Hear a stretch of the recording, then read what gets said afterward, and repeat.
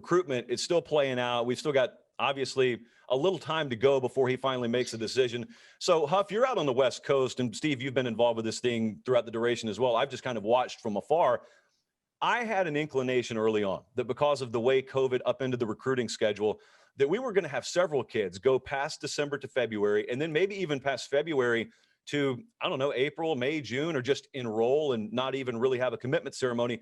And there's only one major name. JTT is the only big name that's done this. So number one, I'm curious, did you expect this to be a bigger trend? And number two, like, what's just been your overall take on the way that he's handled this thing? Well, I think the way he's handled it has actually been really smart. I don't think that there was any need for him to rush into a decision. And honestly, I'm surprised that more top tier recruits, guys that are highly coveted by everybody, don't take a little bit longer, don't maybe leverage things into not studying an MLI, but scholarship papers, an intent to enroll, whatever it may be. So that doesn't surprise me. I think what surprises me now is that there is still the possibility they could wait until June, provided the NCAA does open recruiting up in the month of June and they end the dead period at the end of May. I couldn't see them waiting until the middle of June to make a decision. He graduates the first week in June. Most of those guys are going to be on campus by the end of June, and his high school basketball season, which is part of the reason he came back for the entire school year, will go until mid-June. So it's unlikely that he'll even be able to take visits until his basketball season's done. Most guys are already on campus and at the latest are enrolling in June.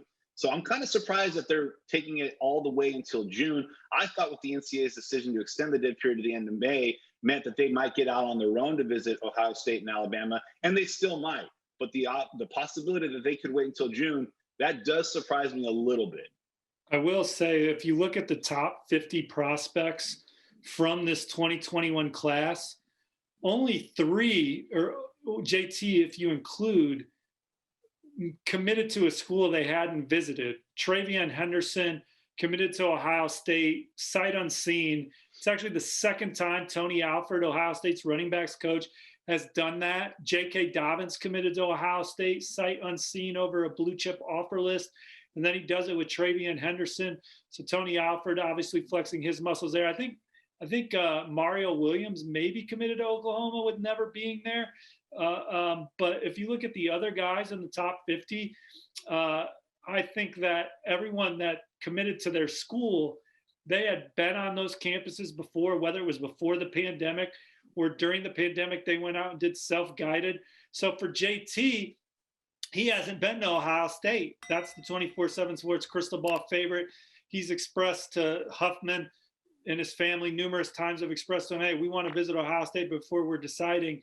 And he's one, I think some of those other guys that chose to sign, were able to accomplish something that JT hasn't. And by the time Travion signed, he had also been to Ohio State. And so I think that was I think that's a big thing that makes JT unique. I think maybe you would have saw some other guys wait and sign and wait out this pandemic if they hadn't seen, a school that maybe they're leaning to.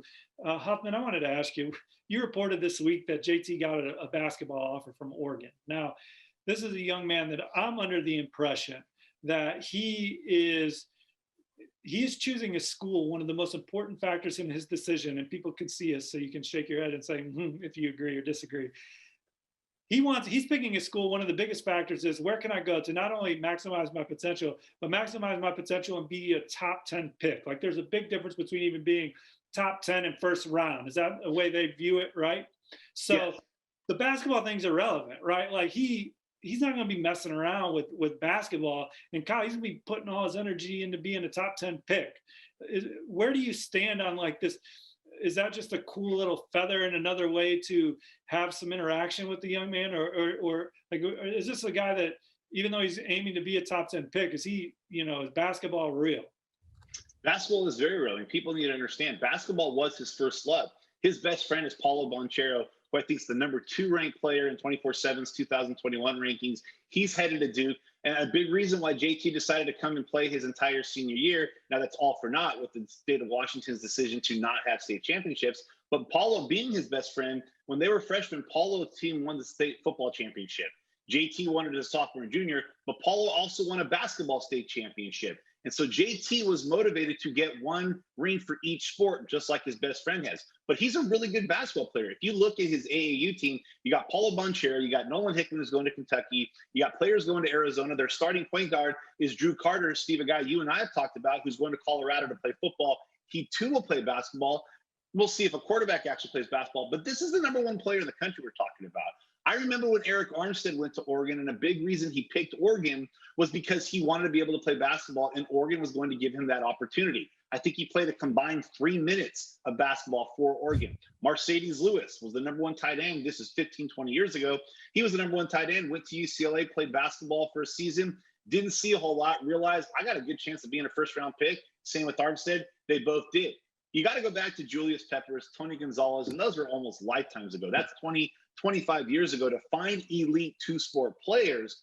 But I think with JT, basketball is such a love for his that I really do think it is a part of the process for him. Now, having said that, we all know that if he's going on a football scholarship, you don't need to offer him a basketball scholarship. Football's on the hook for that.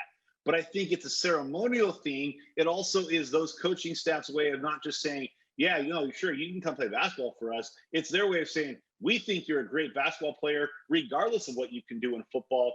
We want you to just come play basketball for us. He's not pivoting that direction. But I think there's a little bit of not a ploy here, but a little bit more of a play like, hey, we really, really like you, like the football coaches like you, so we're offering you this opportunity as well.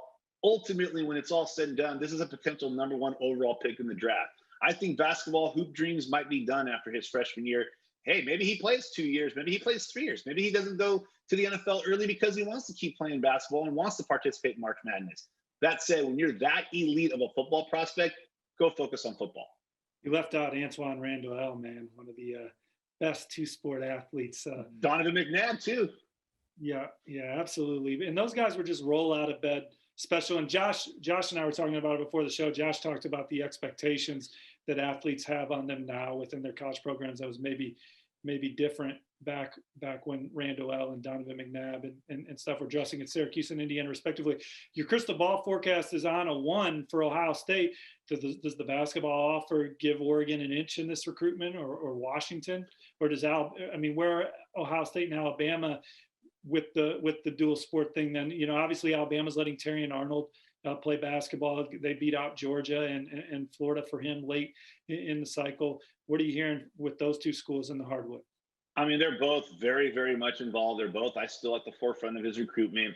To me, the whole entire recruitment hinges on, will he actually get out to Tuscaloosa? Will he actually get out to Columbus? And most importantly, will he get to Columbus? He visited Tuscaloosa going into a sophomore year when he camped there, going into that sophomore season when he got his offer from Alabama.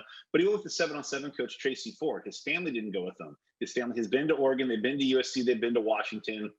They've not been to Tuscaloosa or Columbus, but JT himself has never been to Columbus. So that's why I have never moved that crystal ball from Ohio State off of a 1 to anything more. But I also think that they're still a leader until he goes and visits, or until he pulls the plug on that visit.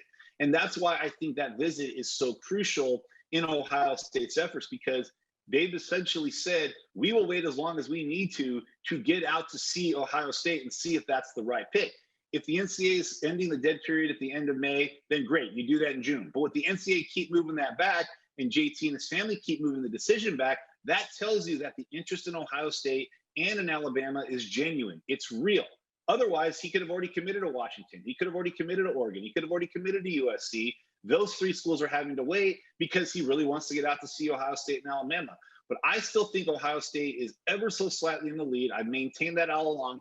If he ultimately decides to make a decision without having gotten out there, so be it. I don't think if he doesn't take that trip to Columbus or Tuscaloosa, then I think he's staying in the Pac-12, and that's where I think Oregon emerges as a school he signs with. But as long as they are maintaining that they're going to trip to Columbus and to Tuscaloosa, there's every reason to believe that those 2 schools are still at the forefront of his recruitment.